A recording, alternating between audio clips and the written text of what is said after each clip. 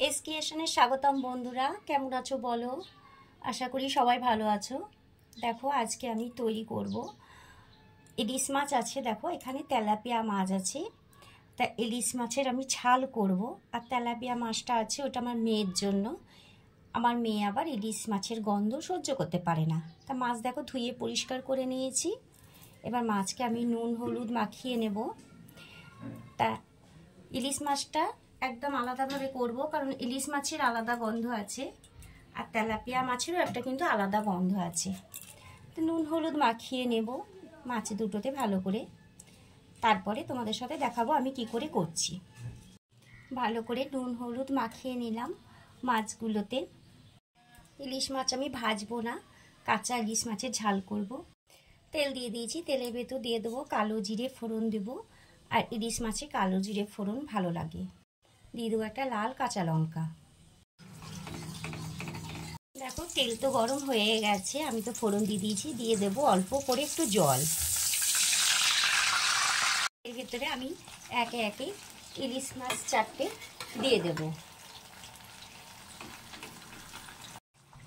গতকাল যেহেতু জামাই ষষ্ঠী গেছে, আমাদের নিরামিষ হয় বলে নিরামিষ আমার জন্য করেছিলাম, মেয়ের জন্য নিরামিষ করিনি, মেয়ে খেতে পারবে না, তার জন্য আলাদা করে ডিম করে দিয়েছিলাম। তার জন্য কালকে মাছ আনেনি, আর সেই জন্য আজকে মেয়ের জন্য মেয়ের পছন্দের মাছ, আমার জন্য আমার পছন্দের মাছ এনেছে। মাছে যেহেতু আগে থেকে আমি নুন মাখিয়ে রেখেছি, তার জন্য আমি স্বাদ অনুযায়ী নুন দেব। কাঁচা মাছের ঝালের জন্য স্বাদ অনুযায়ী নুন দেব। দিয়ে দেব হলুদ।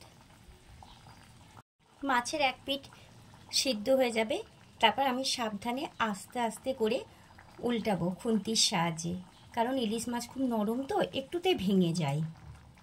দেখো বন্ধুরা, আমি কিন্তু খুব আস্তে আস্তে মাছ উল্টিয়ে দেব।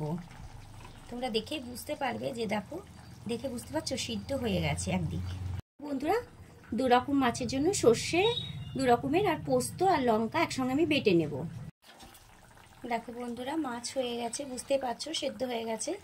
এবার আমি ওভেনটা অফ করে দেব। এবার দেব বেটে রাখা দুই রকমের সর্ষে আর পোস্ত। বন্ধুরা, আমার চ্যানেলে যদি তোমরা নতুন হয়ে থাকো, অবশ্যই আমার চ্যানেলটিকে সাবস্ক্রাইব করে নিয়ে পাশে থেকো। আমি যখনই কোনো ভিডিও আপলোড করব, তোমাদের কাছে নোটিফিকেশন আগে পৌঁছে যাবে। আর আমার পুরনো বন্ধুরা অবশ্যই রেসিপিটি দেখে জানাবে কেমন হয়েছে। কাঁচা ইলিশ মাছের ঝাল এখনও শেষ হয়নি, একটু বাকি আছে, দাঁড়াও। মাছটা সর্ষে পোস্ত দিয়েছি, দিয়ে আমি ওভেন অফ করে দিয়েছি, কারণ সর্ষে পোস্ত দিয়ে আমি মাছ কোনোদিনই ফুটাই না, আমার ভালো লাগে না, বুঝেছো? জাস্ট আর একবার ওভেনটা অন করব, দিয়ে 2 মিনিট আমি ফোটাবো।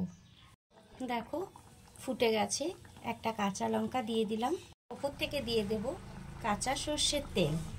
আমার রেসিপিটি কেমন লাগলো অবশ্যই কিন্তু কমেন্ট করে জানিও। ভালো লাগলে শেয়ার করতেও ভুলো না, আর লাইক করে তো পাশে থাকবেই। বন্ধুরা চলো ঢেলে দেখাই কেমন হয়েছে।